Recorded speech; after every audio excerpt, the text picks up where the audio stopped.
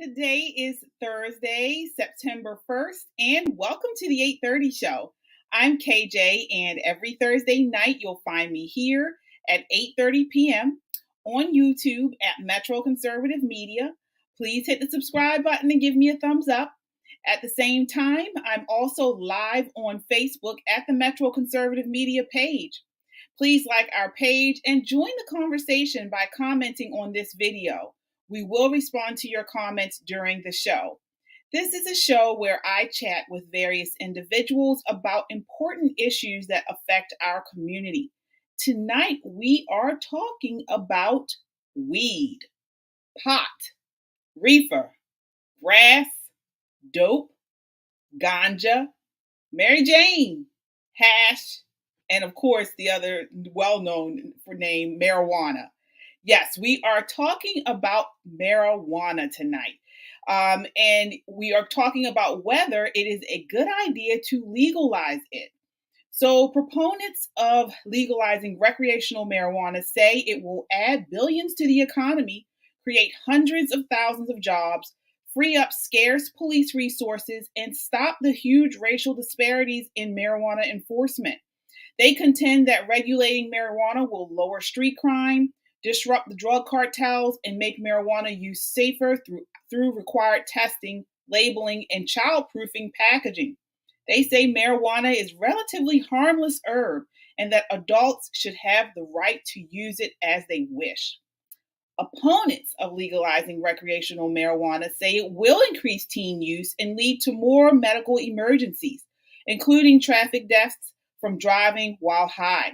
They contend that revenue from legalization falls far short of the costs and increased hospital visits, addiction treatment, environmental damage, crime, workplace accidents, and lost productivity. They say that marijuana use harms the user physically and mentally, and that its use should be strongly discouraged, not legalized. What say you? This is important because here in Maryland, this will be on the ballot in November. The Maryland State Senate has now approved legislation that puts a referendum before voters this November on whether Maryland should legalize adult use cannabis and begin implementing a regulatory framework if the ballot question is approved. Here to sort it all out tonight are my two guests. I have here with me Avniel Serkin Ahmed, who is a marijuana legalization advocate, and back again, Nathaniel Gavronsky, who is a policy consultant and against the legalization. Welcome to the show, gentlemen. It's good to be here. Thank you for inviting me. Thank you, KJ, for having me. It's good to be here. Yes, I'm so excited about tonight. I've been excited about it all week. So thank you so much for joining. Again, those watching, please join the conversation. This is going to be a lively conversation tonight and very informative. Post your questions. We will go through those questions as the show proceeds and goes on. All right. So everybody knows 8:30 show, we always start with a fun question and answer segment so the audience can get to know you a little better in a fun and cool way. So it's a rapid fire round of questions. So I'll ask the question or pose a question, and you should just answer as quickly as you can. No long out answers, just the first thing that comes to your mind. And I have two guests. I think this is my first show I've had two guests on. So this will be fun. All right. Are you guys ready? Yes. Let's go. Okay. I love fun questions. Yes. All right. Well, I'll start with you, Avniel, since your name begins with an A. Right. Always. Depends. Last name, I'm usually last. First name, I'm first. Right. All right. So what are you most known for amongst your friends? Ooh, good question. Good question.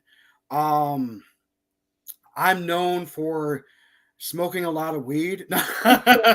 Just kidding. That was a joke. But what I'm known for really is loyalty. Loyalty and being someone good with advice. I am very loyal to my friends. I keep a close circle of friends. I'm an extrovert, but I don't have a big circle because I appreciate loyalty in return. I'm very loyal to my friends. I give great advice whenever anyone has a problem. They come to me. And people know me as an easygoing guy who gives good advice and Okay. who can be quite funny at times. All If right. people are laughing with me or at me. Okay. All right. What about you, Nathaniel? What are you most known for amongst your friends? Teaching them everything they didn't want to know about any subject they didn't want to know about. All right. All right. Next question. Public school system or homeschooling? I'll go to you first, Nathaniel. I used to be more for the public schooling, but I believe now is watching the public schools fail epically on being able to provide a quality, free, and appropriate public education. I believe that homeschooling may be the best avenue for most parents. Mm-hmm. Okay. What about you, Avniel? So is this where we went to or what we support? What you support as of today? Okay. What would you prefer, public school or homeschool? So I think it's, both have their benefits, honestly. If a parent feels like they have the money and they want to put their kid in private school, there's a lot of good private schools out there. But I think Public school. For you, which one would public school or homeschooling? homeschool. Yeah, I would say public schooling then, Okay. because public school, especially if you're in a good jurisdiction. I grew up in Montgomery County. We have great public schools. I had an amazing education. I just fear that some like homeschooling. Sorry, I lost the light there. Oh, guys. No, that's Technical difficulties here. Nope, that's fine. And again, this is a rapid fire round, so you guys can just shoot off which answer you feel is the correct one. There we go. I have a clapper And he said, "Let there be light." Yeah. Let there be light. There we go. So I just feel my fear is homeschooling. That some parents don't have the resources or may not know everything to do an adequate job and give a complete education. Okay. Next one. What quality do you value most in your friends? One quality. I'll start with you, Avniel. I already said it. Loyalty. Loyalty too. Loyalty is very important to me. And then what about you, Nathaniel? For them to actually be friends. Oh, okay. All right. Big party or small gathering? Nathaniel.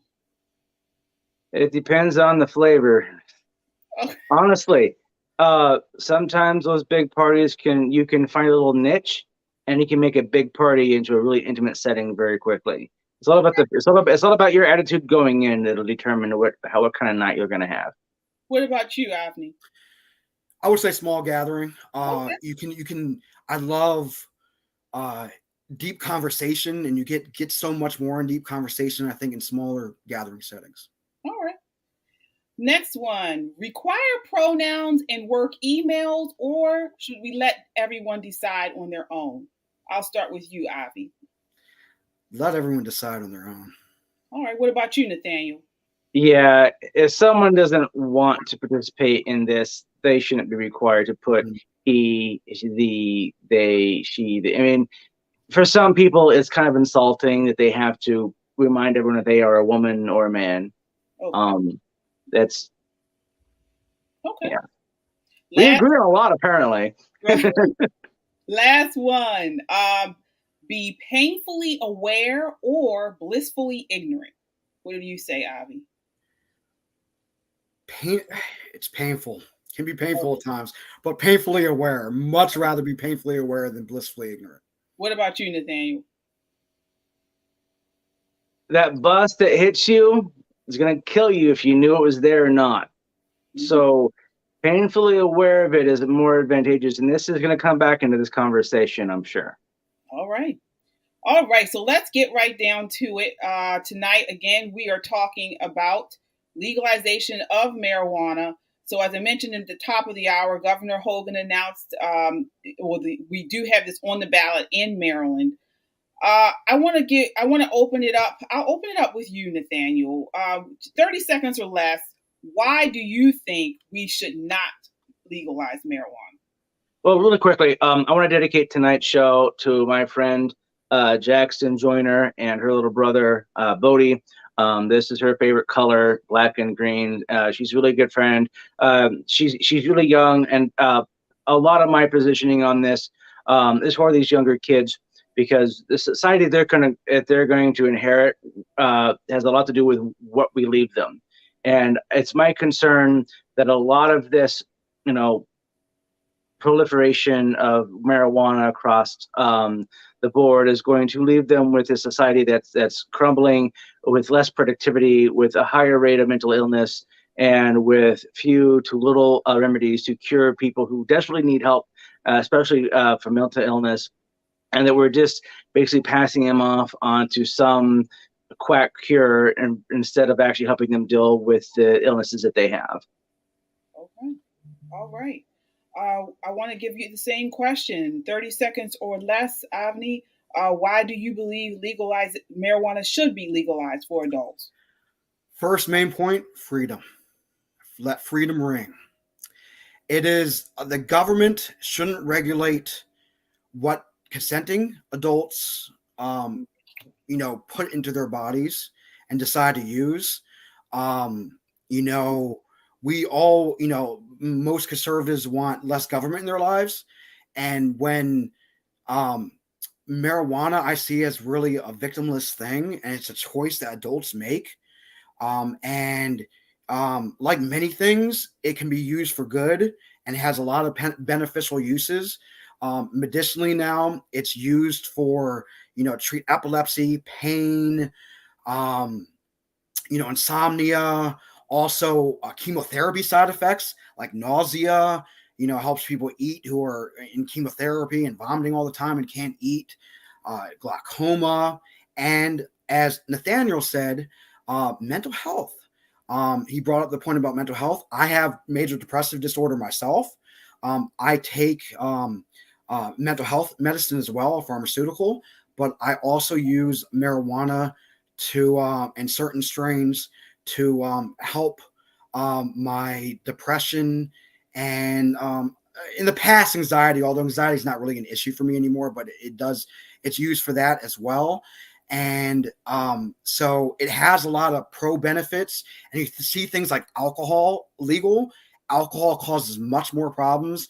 It's only an antiseptic medicinally. And you see, but that's legal. And you see what happens when it was made illegal in prohibition. Crime went up. People still used it. There's this myth that both sides have on different issues that making something illegal stops it, and it doesn't. Making something legal, regulating it, making sure it's safe, taxing it is a lot better than having it a black market good for violent gangs. Oh, we lost your audio. I hear. Sorry. So Avni said a lot there, and I want to get your response on a couple of things. One in particular is the idea of freedom. What are your thoughts on that, Nathaniel? Government shouldn't regulate what people put in their bodies. I know you are a small government person, or limited government. What are your thoughts on that? Well, George Washington once said that where one person's liberty begins, the other person's doesn't end. Okay, so the rest of us have rights too. We have rights to not be attacked. We have rights to be able to use the subway system. We have the right to be able to go out in public without being worried about people with different types of illnesses attacking us without provocation. Okay, this I think is a major aspect of liberty. It has a responsibility to it, and so when it comes to the comments on alcohol, 1 in 15, about 7% of people who drink alcohol use it daily. 7%. 20% of people who are using marijuana recreationally are using it daily. And this actually becomes where the problem is with the use of marijuana compared to alcohol, with the long-term effects of the marijuana use in the brain. Again, alcohol has its problems, and I'm not a really big supporter of advertising alcohol and promoting alcohol either. There's a lot larger cultural acceptance with alcohol, and that's going to be there. But a lot of people who die from different diseases, alcohol is a secondary reason for those illnesses. We're saying, and marijuana has a lot of secondary reports. So the CDC, when they report substance deaths, a contributing factor that's listed as a secondary, and marijuana has exploded with the CDC reports as being a secondary substance for, like, say, a car accident where someone died, the only drug they had in their system was marijuana. Someone fell off of a building, the only substance found in their bloodstream was marijuana. Someone attacked someone on the subway, the only drug in their system was marijuana. Someone who massively shot up a town on 4th of July was known to smoke a lot of marijuana. The person who shot Congresswoman Gabbard a decade ago, the only drug found in his system was marijuana. This is actually exploding across the board in states where it's been decriminalized and basically made legal, is quote unquote legal. These problems are exacerbated. There's a much larger group of people who are having these problems and the violence, and the only drugs found in their system is marijuana. Now, Avni, I want to give you a chance to respond to that. What are your thoughts on that? As far as I think there's a lot of misinformation in regards to marijuana, what it is, and its effect on people. I think that a lot of what Nathaniel is talking about is not causation. It's not caused by marijuana. It just happened that these people, use marijuana too. Marijuana it typically makes people sedated or happy, euphoric, sedated. You don't see really people getting, most people getting aggressive on it. Like, how many angry drunks do people know? And marijuana is not something where it makes someone really drunk, and it does. You shouldn't smoke a lot and drive, of course. Why is it what he mentioned? Why do we find that it's in a lot of these incidents that we find people are in? I want to ask him to this. NYU did a study between 2006 and 2014. They saw that 30,000 people showed up to hospitals having psychotic episodes, and the cause, the only drug in their system, it went up from 2006 to 30,000 to 90,000 in 2014, which is over 10,000 people in total, and showed up in hospitals having a psychotic episode. A lot of these people were brought in the hospital after an act of violence. So I want to give Avni a chance to respond to that. There's no proof that marijuana causes that. If someone has marijuana in their system, they could be, a lot of violent people may try to calm themselves down, or anxious people, or people do self-medicate. But marijuana is actually a substance that people use to relax.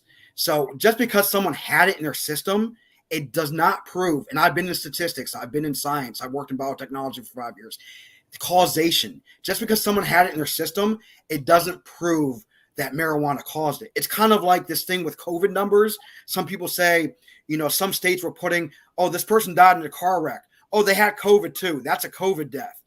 Maybe COVID didn't cause their death. They had COVID and they died in a car accident. It would just happen to be in their system. A lot of these reports he's talking about, marijuana is there's no proof it's a causation, because it's proven that it doesn't intoxicate people like alcohol does as much. It doesn't, you don't start seeing double. Like, you drink enough alcohol. Alcohol can kill you too, even if you drink enough. You can't OD off marijuana. You don't start seeing double. I've never personally seen anyone become aggressive off of it unless they were on that and like another substance like alcohol or something else. There's no proof in causation. Just like if someone had COVID and they got in a car accident and died from the car accident, that shouldn't be listed as a COVID death. They died of a car accident, but they had COVID. They just had COVID. All right. I want to go to a comment we have here that's almost similar to what you said. So Steven says, marijuana can remain in your system substantially longer. Having it in your system doesn't mean they even used it for up to 30 days. Using these excuses are just a scare tactic for anti-crowd to rally the forces. What are your thoughts on that, Nathaniel? He's saying that, yes. Okay, so historically in the year 100 AD, the Chinese botanical and medical researchers, in a report they found, this dates back from the year 100 AD, called Pen Sao Ching. And it talks about how people using marijuana, this was people who were using it on a regular basis, were seeing doubles. This is this is from 100 AD. Going throughout history, throughout India and Indian hemp, there were two different versions of Indian hemp that people were consuming. Ganja, which was the much more potent version of it, and Gong Lassi, which was kind of made into like a milkshake, a drink, which was low THC levels. The people with the low levels, on not on a regular basis, yeah, it would still show up in their system, but it's not heavy concentrations, and they didn't have a problem. However, with the more potent versions of it, in India, Britain was a colonizer of India. There was a gentleman by the name of Dr. Owens, and he was a superintendent of the Punjab lunatic asylum.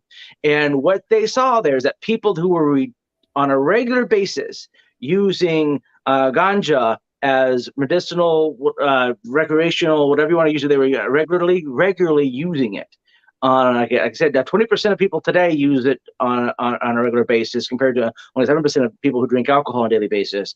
These people were having recurring psychotic episodes and being brought into the lunatic asylum, not because they were being arrested, but because the family member said this person is uncontrollable. They're becoming violent. There was a report of one person who actually picked up his sister's baby and threw it out the window after a prolonged use of marijuana.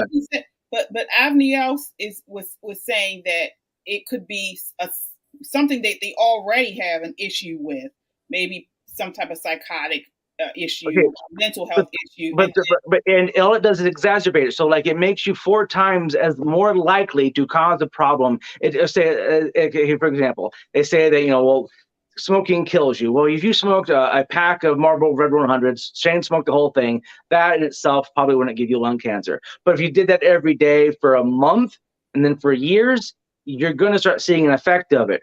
A lot of this stuff comes from prolonged use, and then not only the prolonged use, the amounts of THC specifically has increased. So in 1969, the percentage of the population that had smoked marijuana is about 4%.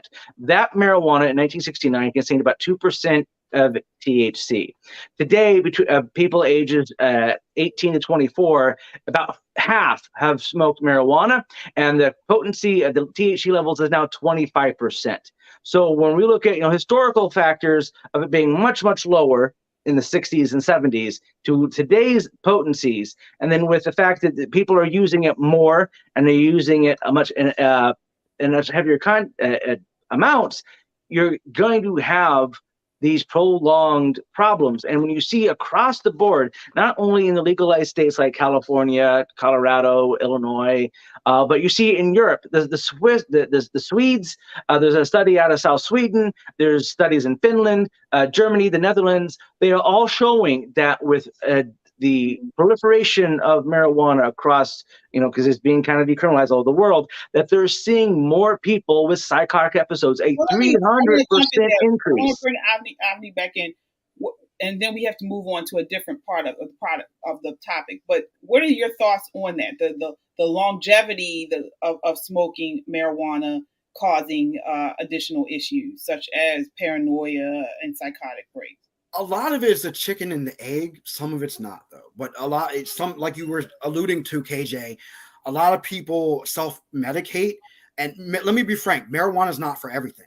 If you have schizophrenia in your family, or if you have schizophrenia personally, you shouldn't use marijuana. There's no evidence. There's no exact causation shown by any study that it causes people to be violent, but it can exacerbate schizophrenia, like psychotic episodes. Most schizophrenics are not even violent, but it can exacerbate that. And teenagers shouldn't use it because on developing brains, there are studies that show that heavy use among early teenagers, 14, 15-year-olds, can lead to increased risk of schizophrenia. But remember, the legalization is for 21 and older. And that's what I want to get on. I want to jump into that since you brought that up, because yes, the legalization is for adults 21 and older.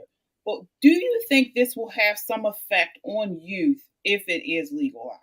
That's another myth. I'm glad you brought that up, KJ. That's another myth that is prevalent amongst the anti-marijuana freedom arguments and stuff is that, oh, it's going to increase teenage use. It's already readily available.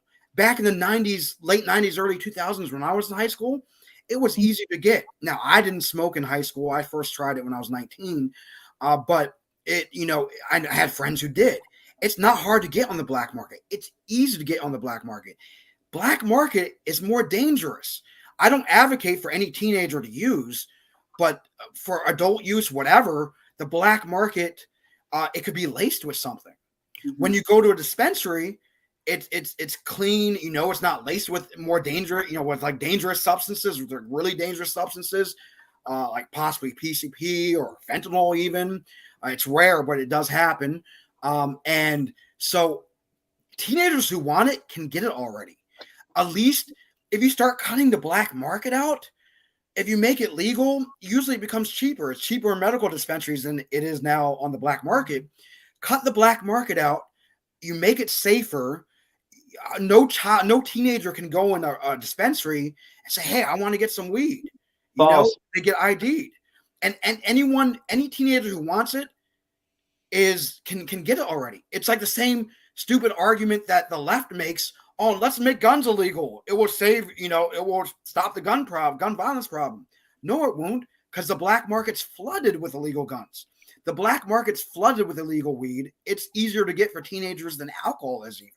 All right. I want to bring it to you, Nathaniel. What's your response to that, specifically to it be legalization causing more youth to use it, and then the black market would keeping it on the black, legalizing it would make it tougher for youth to get it? Well, okay, the black market would not go away, because what they would do is they would provide something that the legal dispensaries won't.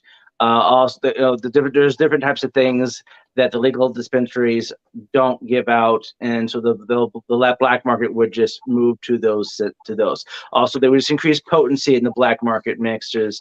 The black market, even in legal things, exist. They just it's either higher concentrations or where it came from.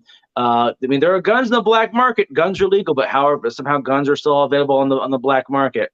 As far as legalization and access, a lot of alcoholics start drinking when they take the alcohol from their parents' liquor cabinet. So by making it legal and making it more acceptable, it makes it more available. If it's illegal and acceptable, it's going to be, the more adults get it, kids are going to be able to get it from their parents when their parents aren't looking or not watching. The very fact that since the 1960s to the 70s, when you had the NORML campaign from Keith Stroop, I'm not sure if I'm pronouncing his name correctly, but he was pushing this. He's from Indiana. He was pushing this decriminalization, legalization aspect in the 1970s. And what we've seen since this push, and we start seeing like Washington decriminalize it, states like that, that's where you start seeing more and more kids get a hold of it. Where it's decriminalized or legal, more children are getting it. That's why it went from, in 1969, 4% of the population having access to it or smoking it, to half of 18 to 24-year-olds have now smoked it or smoke it on a regular basis today. It's because we have pushed for this group criminalization and classification that this is not a harmful thing. Okay, I'm going to jump in there. Avniel, what are your response to that? Pushing towards decriminalization has caused more youth in these areas where decriminalization has occurred to try marijuana. I think that's another myth. It is already socially acceptable. It's the most socially acceptable so-called drug, although people don't consider alcohol a drug, even though it really is. But that and alcohol, it's equally socially acceptable. Back in the 90s, way before decriminalization in Maryland, it was readily available. I had many friends who used. In 99, I was in my sophomore year. I had many friends who could easily get access to it. I know people who had it. It hasn't, anyone who wants to do it already can do it. Including teenagers. I don't advocate for that, but so this theory that making it legal is going to increase somehow use, that's not really true. It's like because it's so readily available. It's so easy to find. What's your thoughts on that? So it was. Let me make one more point. Like Nixon, it was originally made illegal. Nathaniel talked about George Washington before. By the way, George Washington grew cannabis. There's no proof. There's no proof. Industrially, they didn't smoke it. Right. Hemp rope and stuff, but it was a cash crop back in the colonial days, and some people did use it for smoking. There's some evidence that Jesus even used it, cannabis oil, for healing. But Nixon made it illegal with his drug czar, Ehrlichman. John Ehrlichman was Nixon's drug czar. The Nixon campaign in 1968 and the Nixon White House after that had two enemies, like they consider political enemies: the anti-war left and black political movements. Ehrlichman said, he told journalist Dan Baum in 1994, "You understand what I'm saying? We knew we couldn't make it illegal." There goes. I swear I have a ghost. We can see you. We can see you. But he said we knew we couldn't make it illegal to be either against the war or blacks. By getting the public to associate the hippies with marijuana and blacks with heroin and marijuana, and then criminalizing both heavily, we could disrupt both of those communities. Okay, well, that leads us to another issue there. Well, I have to correct him, though. Pot was made illegal in the United States in 1937 on August 2nd. It was signed. There was a bill signed by FDR that actually effectively made it illegal by applying a tax on it, and for the purposes, they didn't really know how to make it illegal because it was imported. It wasn't an American-made product, but it was made illegal under FDR in 1937 on August 2nd. It wasn't Nixon. It was already illegal. Okay. All right. I want to talk now about the enforcement of it. So Avni brought up a good point about that, talking about the racial disparities in marijuana enforcement. So that is something that proponents of legalization of recreational marijuana do say that this would curb the racial disparities. What are your thoughts on that, Nathaniel? Well, they're not trying to legalize cocaine or heroin, and still blacks are arrested with possession of those drugs as well. So this is a non-argument. The punishments for it, I think, are a little bit bizarre. I'm not gonna. One guy got 40 years in Texas for having like an ounce. That's the crime doesn't fit the punishment, but this becomes more of something that we need to work on, not as a criminal issue, but as a public health issue. A lot of these people are using it, and you understand why are they using it? Some people are using it for medicinal purposes. They're self-medicating. There's the wrong drug for it because it does increase most of the problems that people take it to get rid of. In fact, the FDA has not approved marijuana for anything. Zero. The FDA has approved marijuana for no uses. In fact, marijuana for every type of medical use they promoted it for has not passed any randomized clinical trials. Zero. Okay, I want to jump in there because I see you shaking your head, Avniel. He made a very bold statement there. Marijuana has not helped or cured anyone. What are your thoughts on that? Yeah, that is a bold statement. I just want to jump back to one thing he said about the marijuana taxation bill that was passed in 1937 to try to regulate and control marijuana and try to control it. That was actually ruled unconstitutional in 1969. So Nixon had to get another bill passed to make it illegal again because it was ruled unconstitutional based on the Fifth Amendment in 1969 by the Supreme Court. But yeah, Nathaniel just saying that it makes everything it's used medicinally makes it worse is just totally incorrect. There's some things it's been proven to treat seizure disorders. It's been proven to work for that. It hasn't. Yes, it has. It's been proven for pain management. It would be approved by the FDA. It hasn't. Can you please stop interrupting me, Nathaniel? Thank you, sir. I appreciate it. Excuse me. But it works for pain management. I worked in a dispensary. I had people who never even used it before. We had customers. We had conservatives, liberals. It was in D.C. We had during Trump rallies, we were filled with Trump supporters in our dispensary. And people, we had politicians, lawyers, business owners, just the whole society. There goes the light again.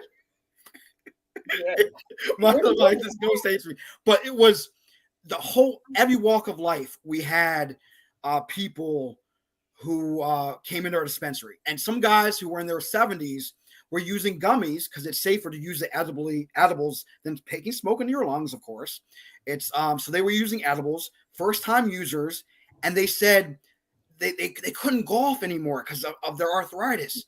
And they said they were scared of opiate painkillers because what the pharmaceutical companies forced upon the people of America for many years, these opiates are deadly and so much more addictive. They're physically addictive, and they're so much more deadly. Marijuana is not deadly. You can't overdose on it. Take too much Vicodin, it can kill you. Vicodin will cause you to be a junkie if you start abusing it, or taking too much for your pain. Marijuana has been proven to help these guys' pain. They took the gummies. He came back next week. He said, I had the best golf score ever. My joints felt better. He said, I gave my buddy one and it helped his pain. And so he came back for another pack of gummies for himself and his friends. I want to jump in there. So Nathaniel, I mean, this is what it is commonly said. It helps. CBD, not THC. There's less than 2% THC in the CBD oils and the CBD products. The THC is the problem, not the CBD. Could there be, and is there medicinal use from the plant? Yes. From the THC content, which is mostly what people use it for, none. CBD and THC are two separate things. There's a little bit of THC in the CBD, like less than 2%, but that's not the issue of why majority of people who push for legalization want it legalized for.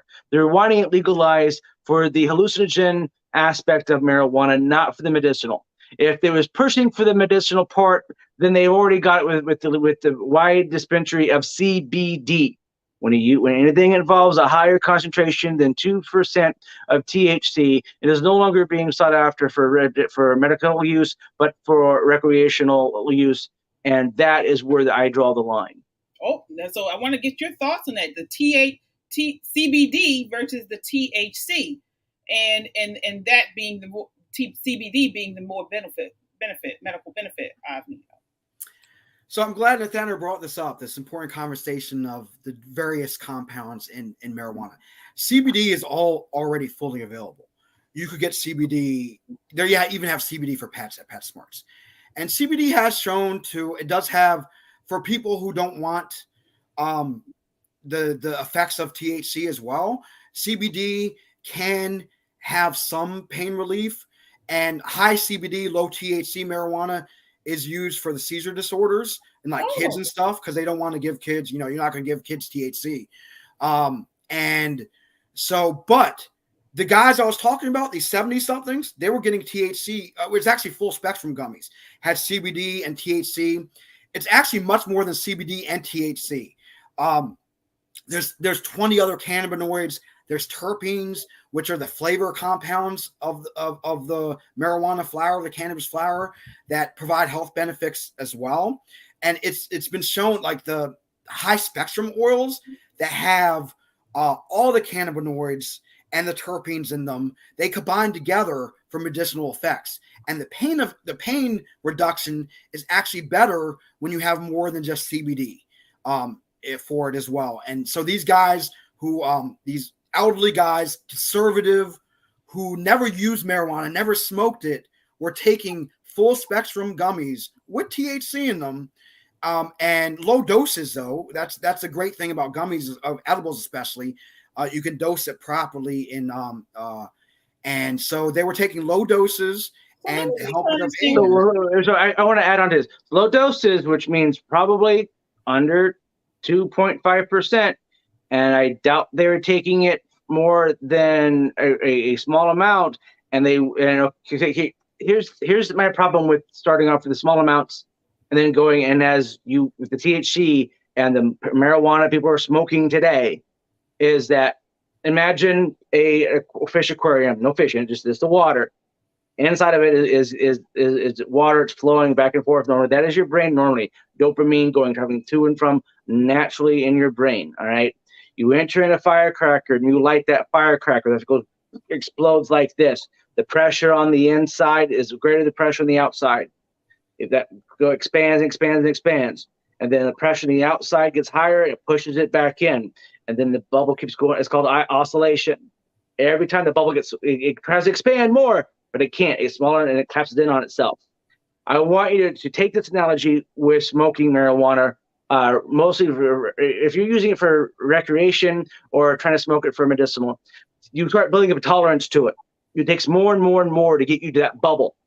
So every time the bubble goes that's the next time you try to smoke it. You never get back to that big high.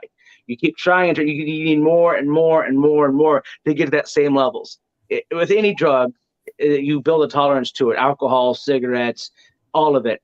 My biggest thing with why it needs to be illegal is that with the increased usage and the 20% compared to 7% from alcohol from marijuana to alcohol, the amount of THC being ingested by these people is so high, and compared to the 20% from the 1960s to the 25% THC today, this is not the same stuff. This stuff is creating a 300% increase in psychotic episodes in all the places where it is legal or basically decriminalized, and antipsychotics aren't working on it. The long-term game of this is bad. It's not just loss of productivity. When you see people walking over, they used to call it like mania. Now reefer madness is when people are talking, gibberish, or there's all kinds of little aspects. The paranoia is just one aspect of it. For example, the guy from the 1970s, the normal dude, his name was Keith Strupp. The 2% stuff wasn't working for him, so he got the higher potency stuff. He went to a party with some friends. They smoked the higher kind of stuff. He started rocking back and forth in his chair so bad he broke the rocking chair. And then he flipped out. He thought someone was going to go kill his newborn daughter. He left. He reported this to a guy named Anderson who wrote a book about it in 1981. All these episodes happened in 1978. The same guy, Keith Strupp, was having a party. His wife was cooking dinner. They all got the heavier content stuff. They smoked. They all got stoned. He thought that one of the dinner guests was there to murder his family. The paranoia gets worse. That's fear tactics. I feel like, see, Nathaniel, I feel like you're coming from a place where you have no experience with personal use of marijuana. You don't know many people who use it. Oh, I know way too many people that use it. I've dealt with people that have gotten violent. My brother's gotten violent. I have uncles that have gotten violent. Marijuana really doesn't make people violent. It really doesn't. Now, can people with violent tendencies use marijuana? Yes. I've used it for years. I've used marijuana for years. I don't have to smoke or use a crazy amount. Does tolerance go up a little bit? Sure, it goes up a little bit. It's never produced psychotic episodes in me. I have mental health. I have major depressive disorder. So I do have mental health challenges. And that whole thing about, you were kind of comparing dopamine, serotonin, all these feel-good hormones that, like for heroin users, their brain can't produce dopamine or serotonin anymore when they get off the opiates. It's not the same with marijuana, because our brain actually has cannabinoid receptors. Our brain was built with cannabinoid receptors. It doesn't have opiate receptors, pre-made opiate receptors. It doesn't have, these things were not meant for our brain. It's like there's things in nature that were put there, whether you believe in Mother Nature or God. These things, marijuana is a plant that is not heavily,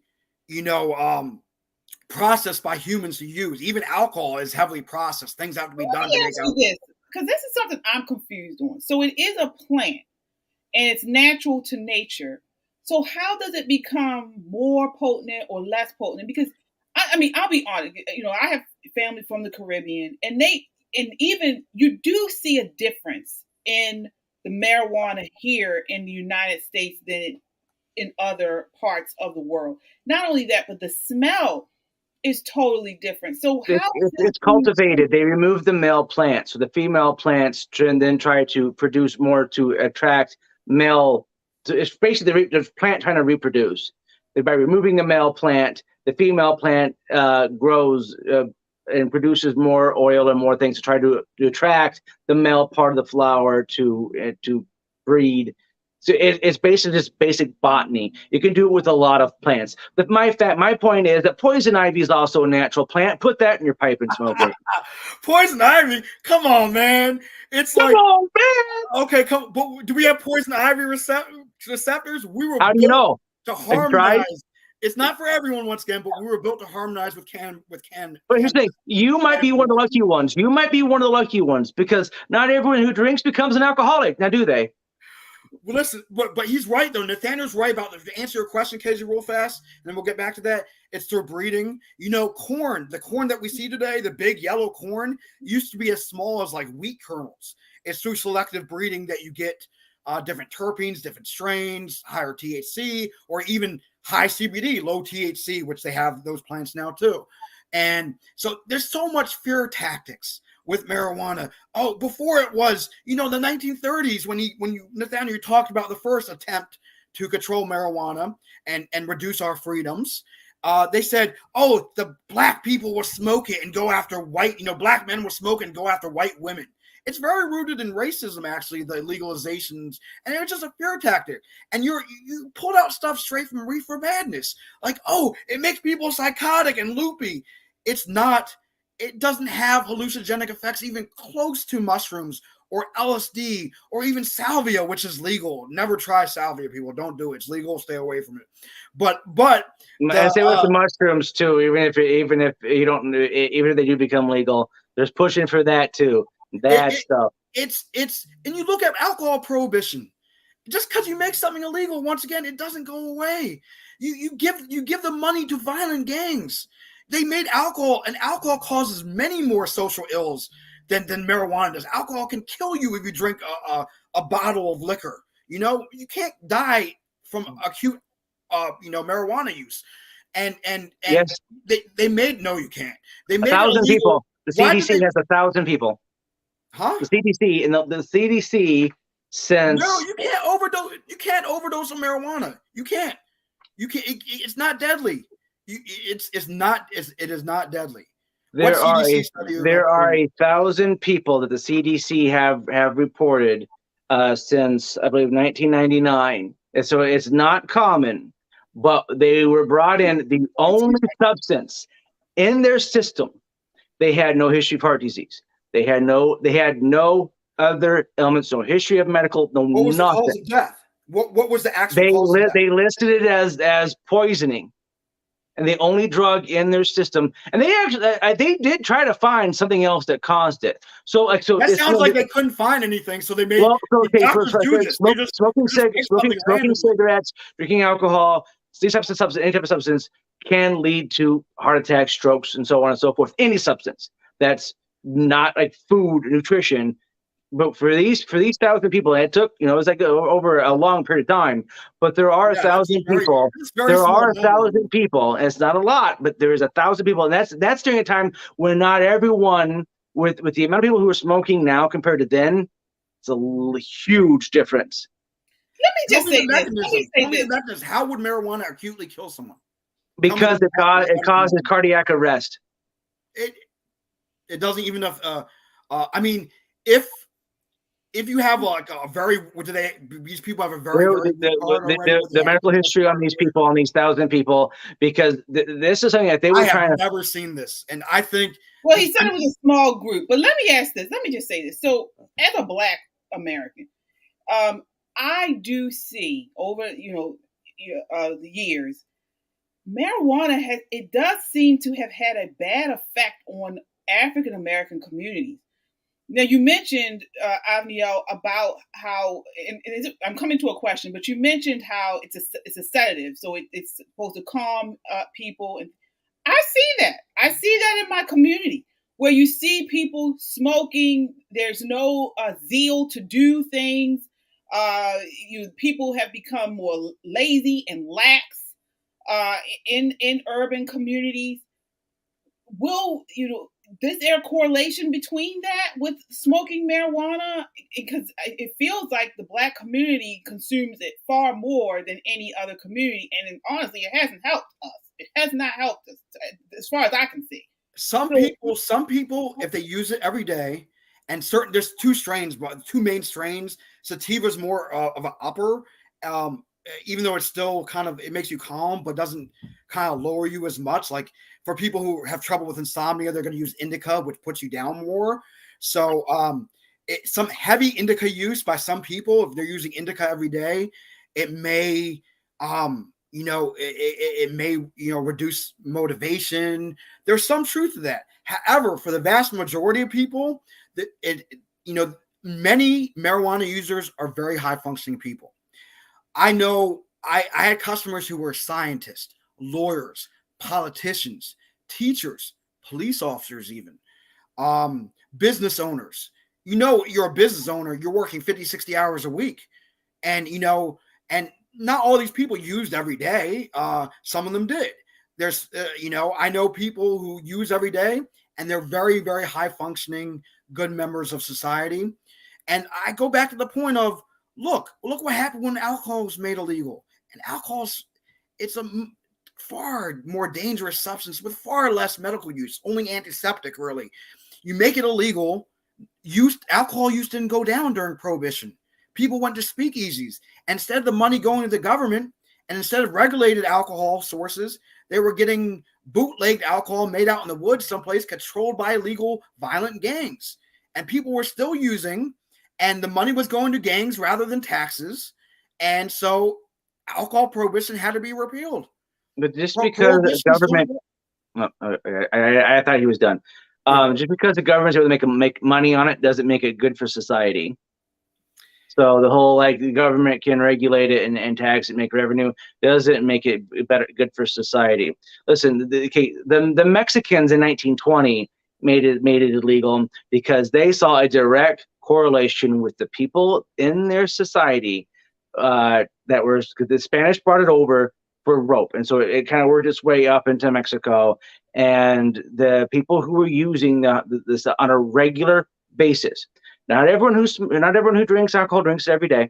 Not everyone who smokes marijuana uses it every day. It is regular daily use, and the regular daily use becomes eventually heavy daily use. Same as you chain smoke one pack of Marlboro Red 100s. That's not going to have it might make you sick that one day, but it's not going to have a really, really long-term aspect. Everyone that I know that smokes almost every day. Okay, but that's where you start getting the problem. Right. And this is not just in the U.S. where they're doing these studies. The governments of Finland, Sweden, Britain, France, the Netherlands, they've all done studies on this. Mexico did it a long time ago. So now with this heavier potency, all of these countries are showing, hey, this is a serious problem. It's becoming a much more serious problem. And people might not think that that's a harmless drug because they're used to it. What was going on in the 70s? The amount of use by the number of people that are now using it, and the potency is the problem. Mexico has made it legal again. It's legal in Canada. It's legal in Virginia and DC. If Maryland doesn't legalize, we lose out to Virginia and DC too. We lose businesses. It will create businesses. It will create jobs in Maryland. It will create tax revenues to fund other things or even reduce other tax sources. But is that revenue going to cover the cost of the people who have psychotic episodes? People are already using it. Everyone who already wants marijuana can get it. When you make it legal, the number of people who start using it go up. You agree with me that you agree with me that alcohol, Nathaniel, you still there, Nathaniel? Okay. You agree with me that alcohol has social ills and stuff. You said it has its problem. Should alcohol be made illegal again?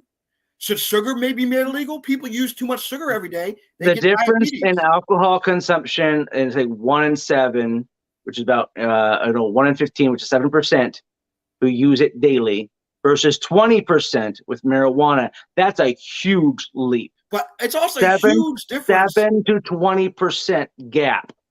That's a huge difference in the people, and as more people use, that number for marijuana daily users is going to go up. There's people who function, though, smoking They're every day. functioning alcoholics. It doesn't make them cured. Alcohol, the everyday use, alcohol literally eats through your brain. It will cause liver cancer and cirrhosis. I had a friend's father who died of alcoholism. It was very hard to see. It's not the same, and it's legal. It's not the same, and there's so much worse effects of alcohol. But once again, it comes down to freedom. People can eat, have long-term use of eating cheeseburgers and fries and cake every day. It's gonna kill them one day. That will kill them. It will give them a heart attack or diabetes, which will eventually kill them. Should we regulate that? Should the government say, oh, sugar, we can't have sugar in sodas anymore, or candy should be illegal? It's about freedom, personal choice. Yes, there's some things. Marijuana has medicinal uses. It's not for everyone. Yes, it can. If you smoke it every day, it's putting tar in your lungs. It's proven to be not as carcinogenic as cigarettes, but yes, it does put tar in your lungs. But it's personal choice. Government doesn't have the right to say, hey, you shouldn't be able to smoke that joint. Just like they don't have the right to say you can't have a Coca-Cola and a cheeseburger every day because that's bad for you. And marijuana has good parts to it too. The question is do the benefits outweigh the risk? That's the question. Do the benefits outweigh the risk? And I want to put that to you. Of use or of legalization? Say again? Of use or legalization? I would say of use. I mean, if we have 20% of the population or 20% of people that use it a lot. It's 50% of 18 to 24-year-olds are using it.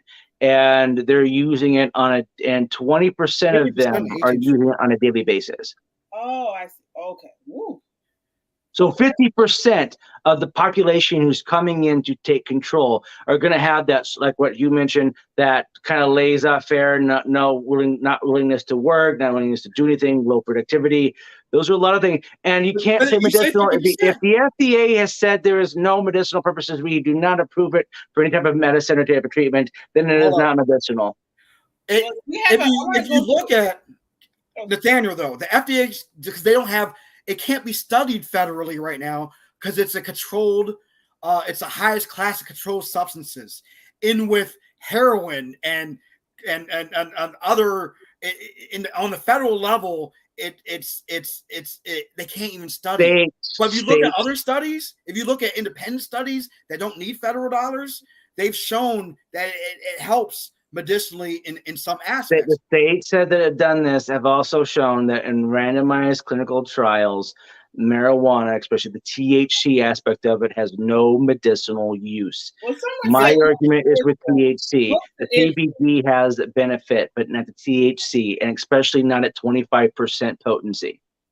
If we go away from it, go ahead, Casey. People are asking on where you guys coming up with this data.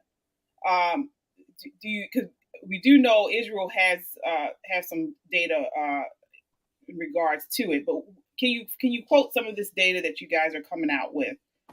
46 cases of psychosis and cannabis,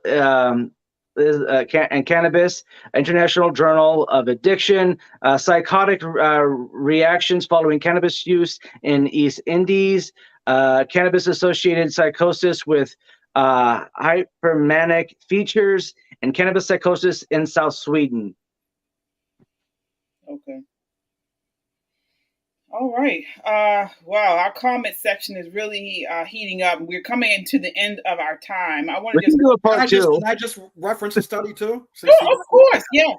So there's a study. It's on ncbi.nlm.nih.gov. Therapeutic effects of cannabis and cannabinoids. I suggest Nathaniel look it up, and everyone watching can look it up as well. It has, since we're running out of time, I'm not going to go through the whole thing, but it says in adults with chemotherapy-induced nausea and vomiting, oral cannabinoids are effective antiemetics, so reduce nausea. In adults with chronic pain, patients who were treated with cannabis or cannabinoids are more likely to experience a clinically significant reduction in pain symptoms. In adults with multiple sclerosis related spasticity It improves their issues that MS patients have with spasticity. And this is on an NIH study. So it has been proven to have some medical. So yeah, that's the CBD, and they've also the ones who funded the Wuhan lab with the creation of the coronavirus. So bravo. Now we're going to conspiracy land. We'll stay away from that one. But I mean, it comes down even to make a long story short. I know I talk a lot. Thank you guys for hearing me out today, and thank you, Nathaniel, for being here as well. I've enjoyed this debate, and it's been a respectful debate, and I do appreciate that.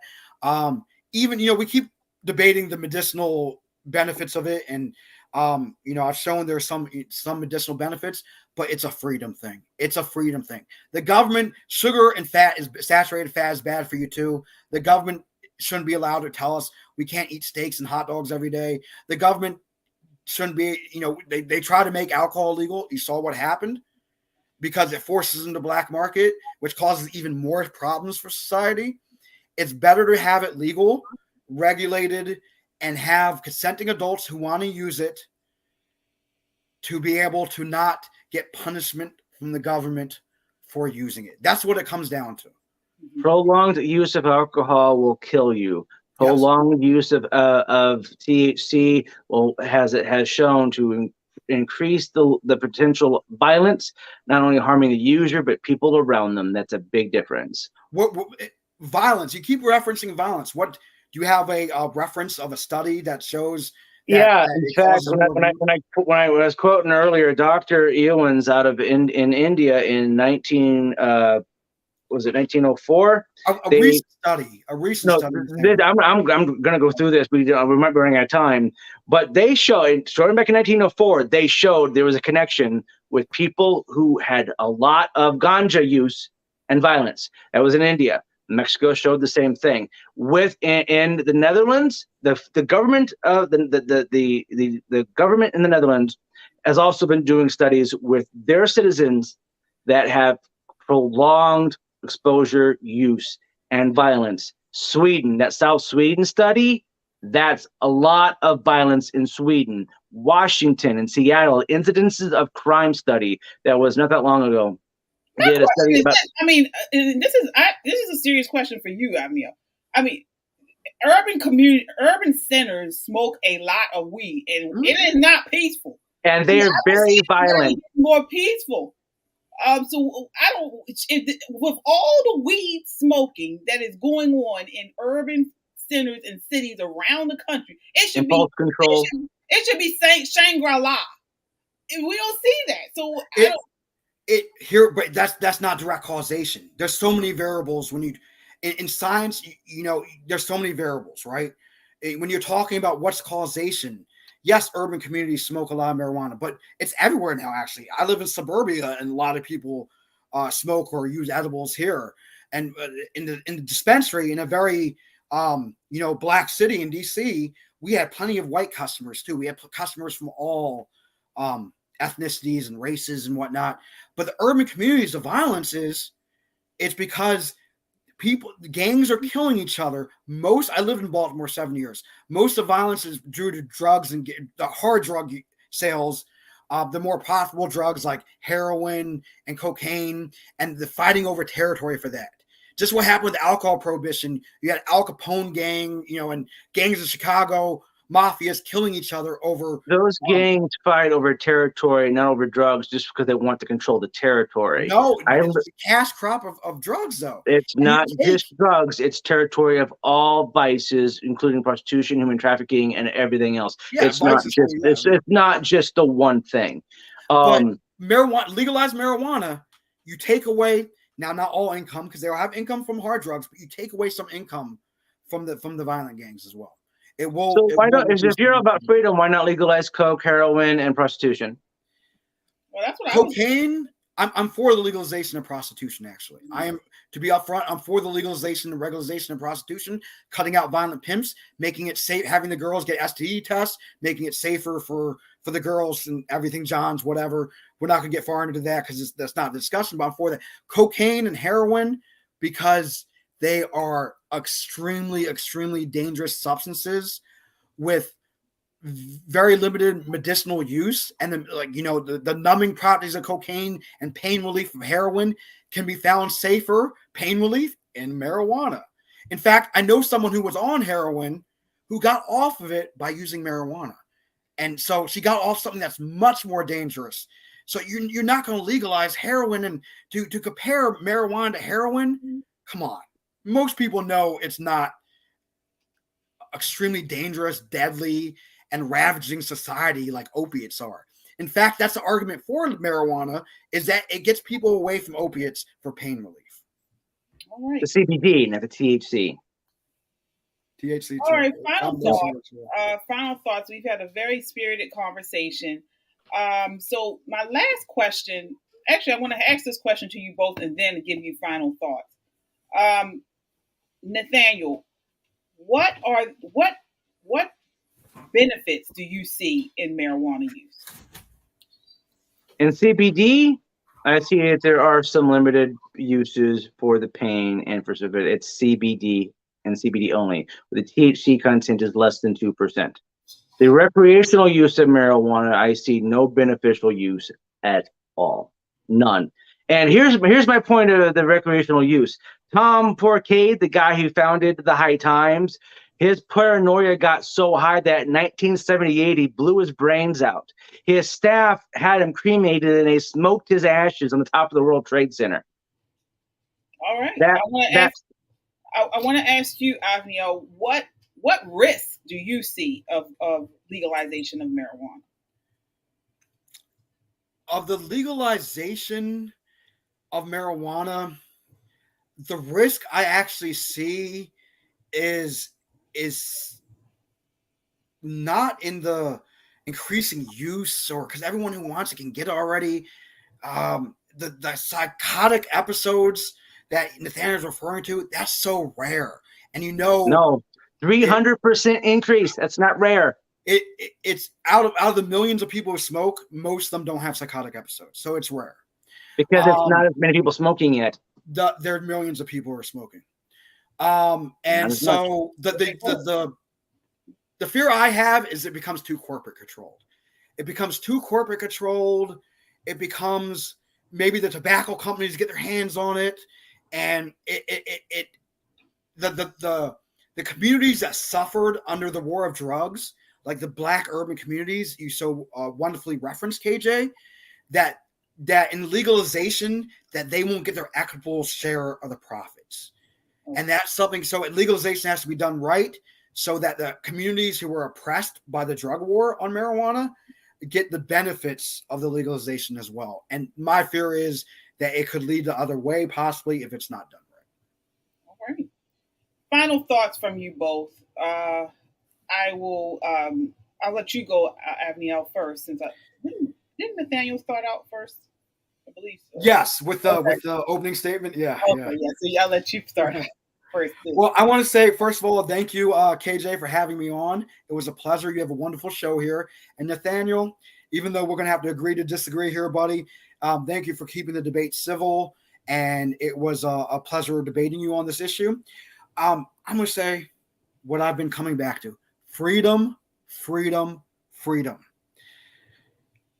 It's about freedom. The government shouldn't have the ability to criminalize what consenting adults choose to put in their body. When an adult uses marijuana, it doesn't hurt anyone else. It's safer than alcohol. It has so many less social ills, has more medicinal benefits. We saw what happened when alcohol was made illegal. Prohibition doesn't work. It drives the undermarket into the black market and creates more social ills. Legalization and regulation make it safer to use. It reduces the influence of illegal gangs and violent gangs. And I mean, sugar can be potentially, everything has to be used right. Sugar and cakes can be bad for you if you eat them every day. You can get diabetes and heart disease that will kill you. The government doesn't have the right to say you can't put this ice cream cone or steak or cake into your body, and they don't have the right to say, hey, we want to put you in jail or we want to fine you for using marijuana. It helps treat epilepsy, pain, nausea, insomnia, multiple sclerosis, anxiety, depression. The pharmaceutical company who owns a lot of our federal government, they're against it. They're against legalization because they know it's better than, and safer than their opiates they pushed on us and caused a massive opiate pandemic in recent years. In Maryland, do you know people with a medical card, they can't buy guns? They get their Second Amendment right taken away.